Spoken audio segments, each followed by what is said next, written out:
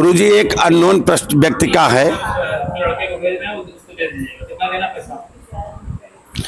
जैसे किसी परिवार में हर व्यक्ति अपने को बुद्धिमान हो जाए और कोई एक दूसरे की भावनाओं का समादर न करे, तो ऐसी स्थिति में परिवार चलाने के लिए क्या करना चाहिए?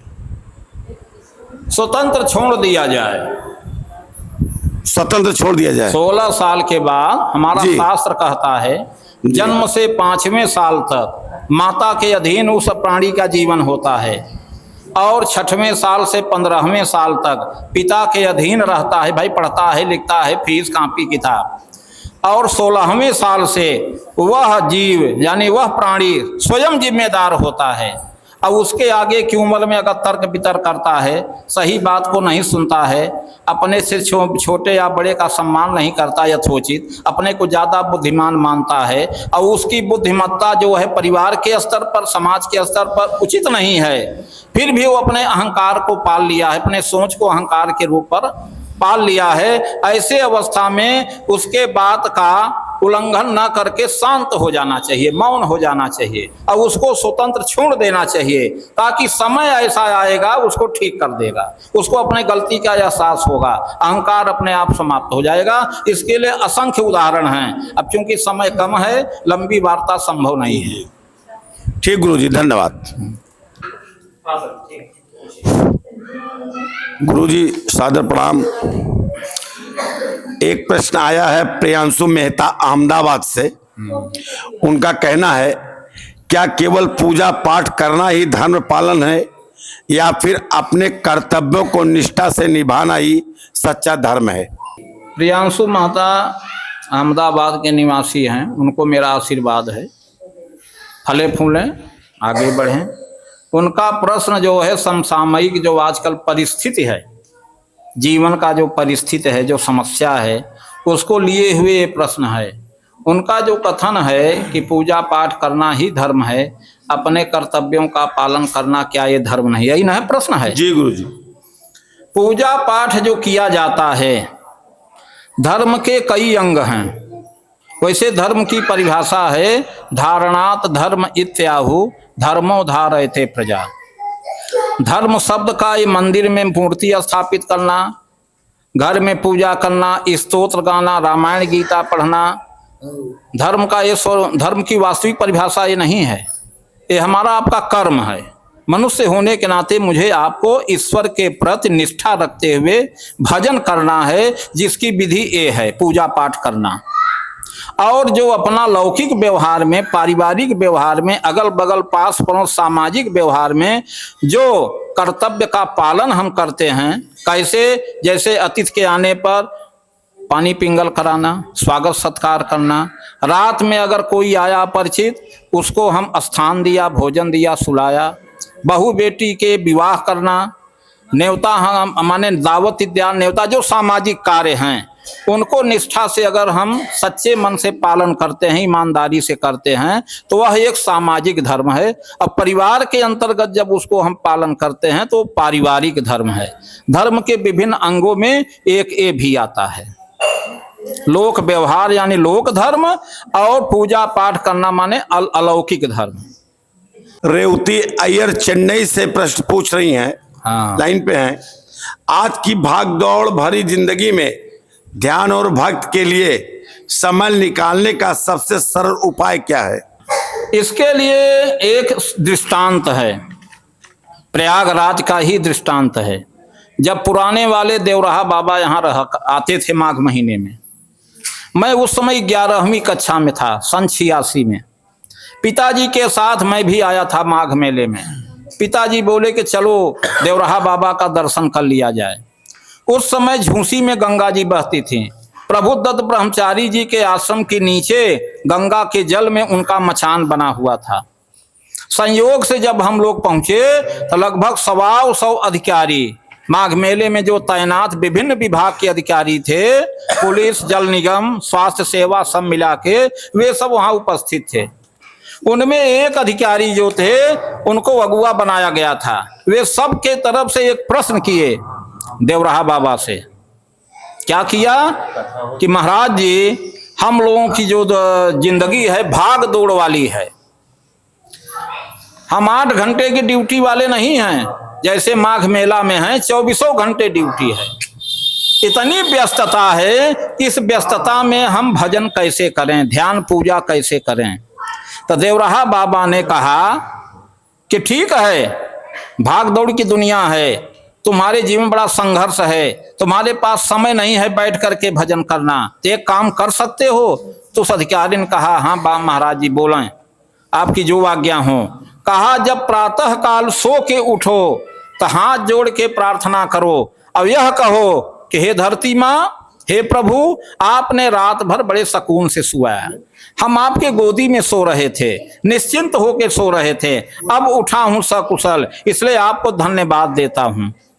जब आप स्नान करो तो हे प्रभु, हे गंगा मैया, आपके गोदी में हूं, आपके द्वारा स्नान करके पवित्र हो रहा हूं। जब भोजन करने बैठिए तो आप लोग ये कहिए कि हे प्रभु, ये प्रभु ये आपका प्रसाद है, अपनी कमाई पर अभिमान मत करिए, ये आपका प्रसाद है, इसलिए मैं प्रसाद समझ करके ग्रहण कर रहा हूं। फिर ड्यूटी पर जाइए अपने नौकरी पर, तो वहां जब जाइए ऑफिस में बैठिए, दस्तखत करिए, हे प्रभु आपने जो कर्तव्य सुझाया है वह कर्तव्य अब हम कर रहे हैं, निभाने की कोशिश कर रहा हूं। शाम को जब फिर लौटिए, सोने लगिए तो फिर प्रार्थना करिए, हे प्रभु अब हे धरती माँ, आपके गोदी में मैं सो रहा हूं। भले आपके भाग दौड़ की जिंदगी में समय न हो, लेकिन इस विधि से समर्पण भाव से आप लौकिक कृत्य अपना दिनचर्या में जो कार्य सुबह से रात तक करते हैं, सोने से पहले तक उठने के बाद से, वो सब प्रभु के चरणों में समर्पित करते जाइए। यह भी एक भक्ति का मार्ग है, इससे भी आपको मार्गदर्शन मिलेगा। गुरुजी संदीप चौहान पुणे से पूछ रहे हैं, जब रिश्तों में तनाव और मतभेद हो तब धर्म किस प्रकार हमें सही रास्ता दिखाता है? संदीप चौहान पुणे से। जब पति पत्नी का जैसे रिश्ता है, हम विवाहित हैं, दंपति हैं, दंपति माने पति पत्नी, विवाह के बाद एक शब्द आता है दंपति, दंपति माने पति पत्नी। जब आपस में कोई प्रसंग लेकर, कोई मुद्दा लेके मनमुटाव होता है, नोक झोंक होता है, ऐसे स्थिति में हमारे धर्मशास्त्र में अनेक उपाय हैं, जिसमें एक उपाय है मौन हो जाना। जैसे पति पत्नी में नोक झोंक हुआ तो एक सीमा तक वार्ता के बाद दोनों लोग मौन हो जाओ, और जब तक इच्छा करे तब तक मौन रहो, जितने दिन बीत जाए तब तक मौन रहो, और जब मौन हो करके, लेकिन विवाह होने के बाद दोनों एक दूसरे का बाह्य रूप से रिश्ता निभाते रहो और चिंतन करते रहो, तो एक दिन समाधान आ जाता है कि हम जो नोक झोंक जिस मुद्दा को लेकर कर रहे हैं इसका समाधान ये है। उदाहरण के तौर पर, जैसे दोनों पति पत्नी पढ़े लिखे हैं, दोनों सर्विस में हैं, और यहाँ हमारे भारतीय संस्कृति में है कि पत्नी हो तो भाई सब काम तुम्हें करना होगा, घर गृहस्थी का, हम बाहर से कमा के ले आएंगे, कपड़ा भी धुलना होगा, जूता चप्पल में पालिश भी करना होगा, भोजन करा के अतिथि आ जाएं, मेरे माता पिता अतिथि आ जाएं, तुम्हारे यहाँ से आ जाएं, सबको करो, बर्तन धुलो, झाड़ू पोंछा करो, ये सब करते हुए, लेकिन जब पढ़ा लिखा होए पर कभी कभी मनमुटाव होता है। अरे जो आप पढ़े हो वही मैं भी पढ़ी हूँ, थोड़ा आप भी हाथ लगा दिया करो। अब उसमें पुरुष कह दे कि मैं तो बाहर से कमाता हूँ, मैं थका मदा आया हूँ, तो पूछा जाए कि घर में रहते हुए सुबह से शाम जो वो काम कर रही है, क्या वो नहीं थक सकती है? यही सब मुद्दा बनता है वार्ता करने का आपस में, झगड़ा करने का आपस में, तो उसका सही है मौन होना। हमारे शास्त्र में कहते हैं ऐसी अवस्था में मौन हो जाओ, 1 दिन 2 दिन 3 दिन में समाधान निकल आता है, फिर प्रेम से पति पत्नी रहने लगते हैं। मनीषा रेड्डी हैदराबाद से प्रश्न कर रही हैं, क्या आधुनिक शिक्षा और टेक्नोलॉजी के दौर में धर्म को पीछे छोड़ देना सही है या इसे साथ लेकर चलना जरूरी है? इनका तो सीधा समाधान है, साथ में लेकर चलना ही जरूरी है। आधुनिक शिक्षा या कंप्यूटर का जो समय चल रहा है ये धर्म के विपरीत नहीं है, और कंप्यूटर या आधुनिक शिक्षा यानी वैज्ञानिक तत्व, वैज्ञानिक मामला ये हमेशा से रहा है। जी। जैसे हमारे यहाँ उदाहरण है, भरद्वाज ऋषि हैं प्रयागराज में, इन्होंने एक ग्रंथ लिखा यंत्र सर्वस्व। उस यंत्र सर्वस्व में 18 प्रकार के विमान का वर्णन है, और उन्हीं ग्रंथ को अंग्रेज जब अपने देश से ले गए, और जर्मन में आज भी वो पुस्तक है, उसका जर्मनी भाषा में अनुवाद हो गया है। जितने जेट विमान आदि बने हैं मानव रहित और मानव युक्त, ये सब उसी यंत्र सर्वस्व ग्रंथ की देन है। तो विज्ञान कब नहीं था? विज्ञान तब भी था, विज्ञान अब भी है। जो पहले से बीच में जो यह विद्या या विधा लुप्त हो गई थी, वही आज मशीनीकरण युग में पुनः जो है उसको स्थापित किया जा रहा है। और धर्म क्या है? अगर हम दिन भर कंप्यूटर पर बैठे नहीं रहेंगे, क्यों? दिन भर हम ऑफिस में रहेंगे नहीं, सुबह शाम तो हम खोएंगे, खाएंगे, नहाएंगे। वही समर्पण बुद्धि आ जाए कि हम जो भी नौकरी कर रहे हैं, जो भी हम कार्य कर रहे हैं सुबह से शाम, सब प्रभु के चरण में समर्पित हो, तो धर्म एक साथ अपने आप हो गया।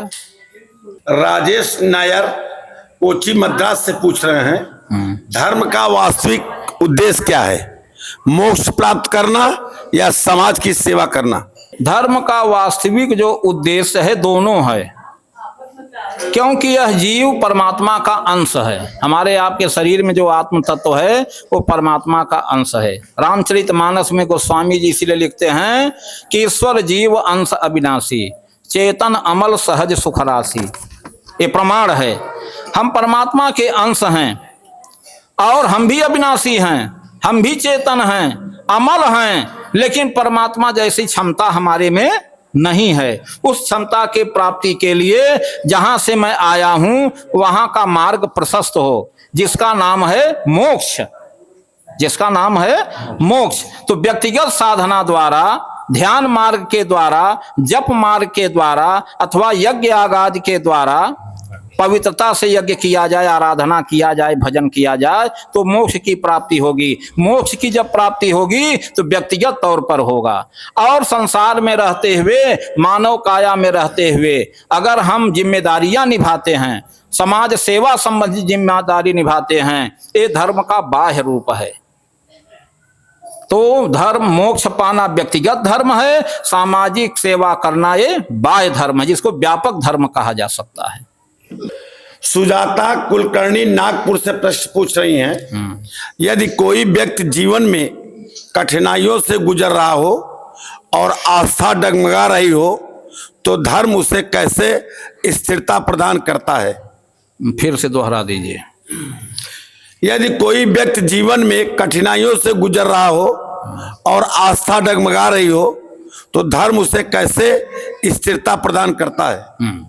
इसमें सबसे बहुत जरूरी होता है सत्य का पालन। अब सत्य क्या है इसको पहले समझना होगा। दृष्टम श्रुतम चानुमितम तथानुभवम यथार्थतः तथा सत्यनोक्तम च परपीड़ा विवर्जितम। हम अब मनुष्य काया में हैं, मनुष्य शरीर में हैं, हम जहाँ भी रहते हैं सर्वभूत हिते रत, संपूर्ण मानव सहित संपूर्ण प्राणियों के प्रति पहले हम भेदभाव न रखें, सेवा भाव रखें और अपने से जितना हो सके सहयोग करें, जितना हो सके सहयोग करें। तो इस प्रकार से जो है हम विचलित होते हुए भी अपने कर्तव्य से, धर्म यानी कर्तव्य से विचलित नहीं हो सकते। अगर किसी के द्वारा कि घंटी हिलाना मात्र धर्म है, रामायण या वेद पुराण साथ थोड़ा पाठ कर लेना धर्म है, तो ये विचलित कर देगा। कारण कि हमने धर्म को संकुचित रूप में अर्थ लिया, इसलिए हम विचलित होते हैं। जहां वहां सेवा आ गया, तब सेवा सुमिरन की अवस्था आ जाएगी, तब हम विचलित नहीं होंगे, चाहे लाख समस्या जीवन में आवे।